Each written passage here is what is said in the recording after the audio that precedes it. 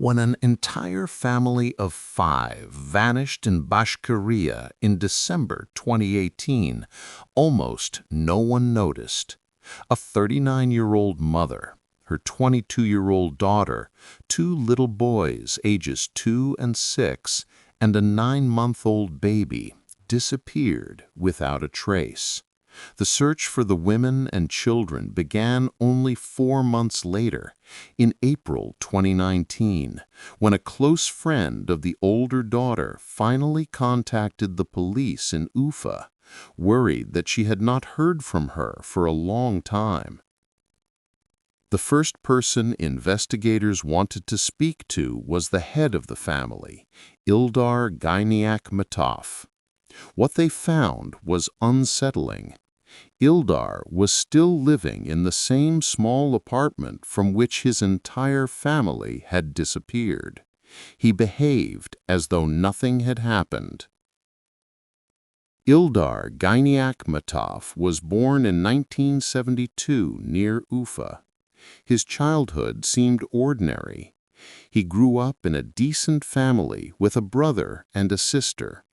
Neighbors remembered him as a quiet, thoughtful, and very serious boy. One neighbor said, "He almost never laughed. Even as a child, he acted like a grown man." At school, he studied diligently. Teachers recalled that he tried to complete every assignment from start to finish. He often repeated, "I want to get an education so I don't depend on anyone." He dreamed of becoming a pilot, but failed the medical exam. After serving in the army, he went to work at a factory cutting metal. At work, he met his first wife, Elvira. Their marriage looked promising at first, but later it turned out that Elvira could not have children. For Ildar, raised with the belief that family meant continuing the bloodline, this was devastating. His sister said he wanted kids. For him, it was proof that he was a real man. The couple tried to save their marriage, but after 4 years they divorced. Ildar moved to Ufa, withdrew into himself, and began drinking alone in the evenings. A colleague said, as if something inside him broke. He worked like a machine and talked to almost no one. In 2001, he met Olesia Barskov and fell in love. Olesia had lost her parents at 14 and was raising a daughter named Vika. Their relationship developed slowly. In 2010, they finally married. From the beginning, Ildar accepted Vika as his own.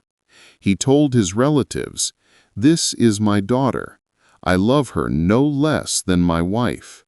I will raise her no matter what it costs me." Neighbors saw how warm he was with the girl. One woman recalled, "He was a real father to her." Vika called him Dad, and he glowed with pride. In 2011, Olesia became pregnant. Ildar was overjoyed and proudly told colleagues that he would finally become a father. The birth of their son became, as relatives said, the main joy of his life. But almost immediately, family life began to deteriorate.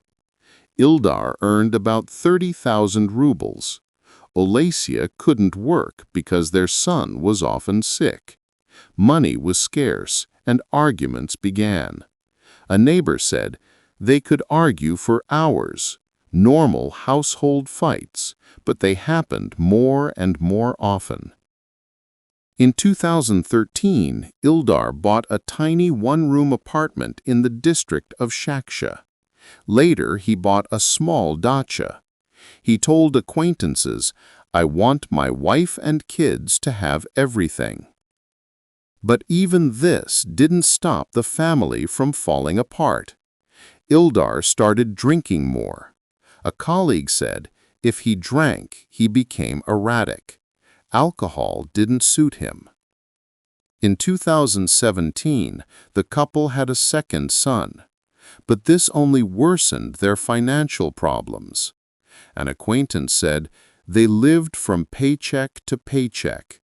Olesia complained that Ildar had become irritable and angry all the time. After serious arguments, Ildar often retreated to the dacha for several days. Olesia tried to keep the peace, but she was exhausted. A friend said, "She told me she was tired of his drinking and constant criticism." Neighbors noticed something else. One said, "You looked at him, nothing special, but in his eyes there was something dark. Talking to him gave you chills." The breaking point came at the end of 2018. Victoria, Ildar's stepdaughter, returned home with her newborn baby. Suddenly, 6 people were living in a single room. The tension became unbearable. Victoria had recently broken up with her boyfriend and came back in tears.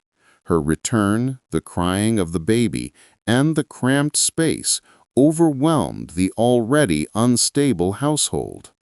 A friend of Olesia recalled hearing her shout at Ildar, "Other men are real men, but you've been earning 30,000 for 20 years. Ildar never shouted back.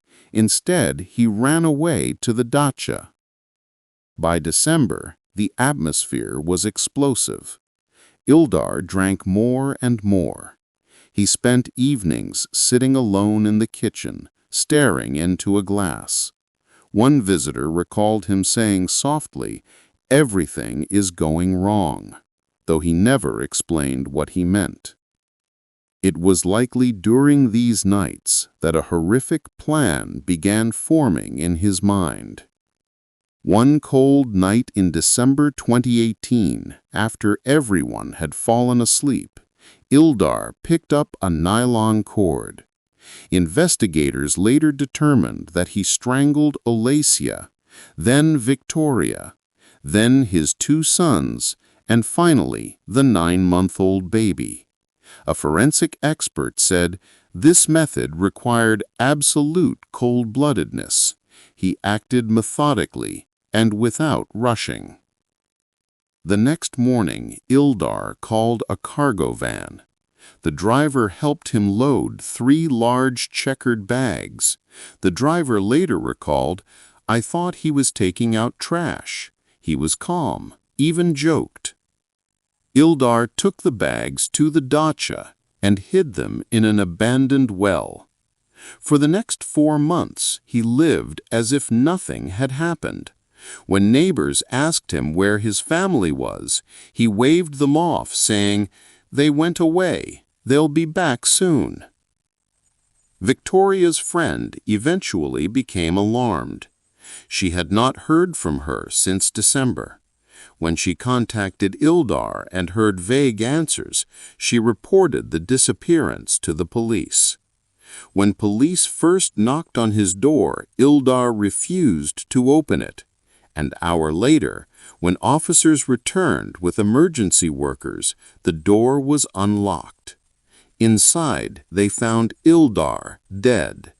He had taken his own life. His note read, "I am needed by no one. I am tired. Where is my family? I don't know. They left me." Investigators did not believe this. They searched the dacha.